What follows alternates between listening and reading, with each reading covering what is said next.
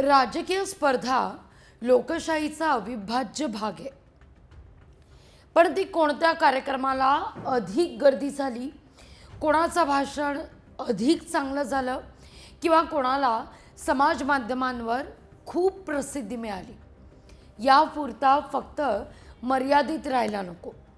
आता तुम्ही म्हणाल, अचानक ही असं का बोलतीये?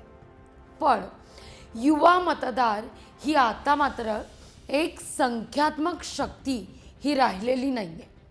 तो राजकीय अजेंडा झाला आहे. राजकीय विचारांची दिशा ठरवणारा अजेंडा आहे. भविष्यातील नेतृत्वावर प्रभाव टाकणारा एक घटक बनतोय युवा. याचं कारण म्हणजे राहुल गांधी यांनी छात्रों की गुंज या कार्यक्रमाच्या माध्यमातून पुण्यात येऊन साधलेला संवाद असू दे किंवा युवा मंथन फॉर युवा हा कार्यक्रम जो जेनझीन करता दस्तूरखुद्द देवेंद्र फडणवीस यांनी आयोजित केलेला असू दे किंवा मग अगदी आजचाच कार्यक्रम खासदार डॉक्टर श्रीकांत शिंदे यांचा युवा संवाद असू दे. कार्यक्रम वेगवेगळे होते, पण या कार्यक्रमाचा गाभा एकच होता, तो म्हणजे युवा मतदारांवर प्रभाव टाकणं.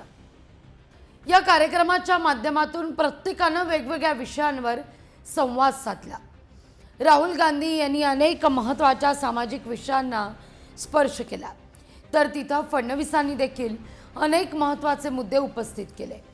युवकांशी संवाद साधला, प्रश्नांची उत्तरं ही देण्याचा प्रयत्न केला. पण युवकांच्या प्रश्नांची उत्तरं शोधली गेली आहेत का, यावर विचार व्हायला हवाय.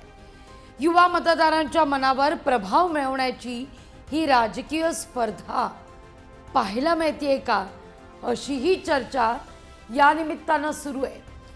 कारण एक नेता आहे, वेगवेगळी ठिकाणं आहेत, विद्यार्थ्यांशी संवाद आहे, पण हा संवाद साधत असताना चर्चा होतीये ती मात्र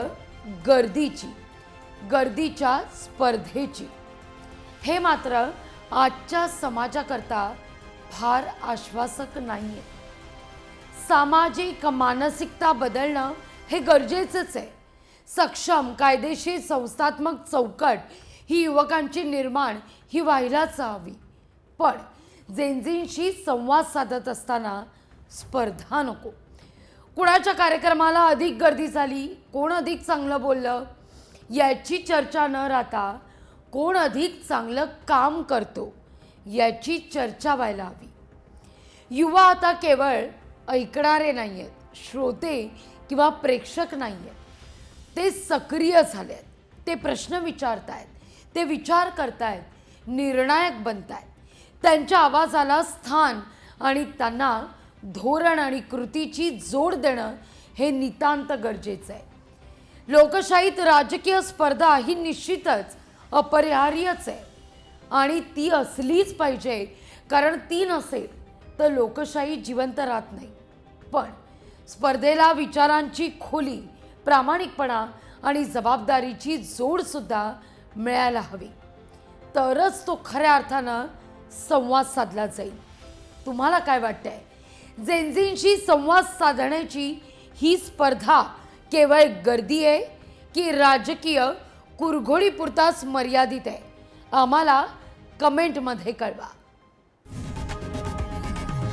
लोकशाही मराठी ऐका, पहा, जागरूक रहा.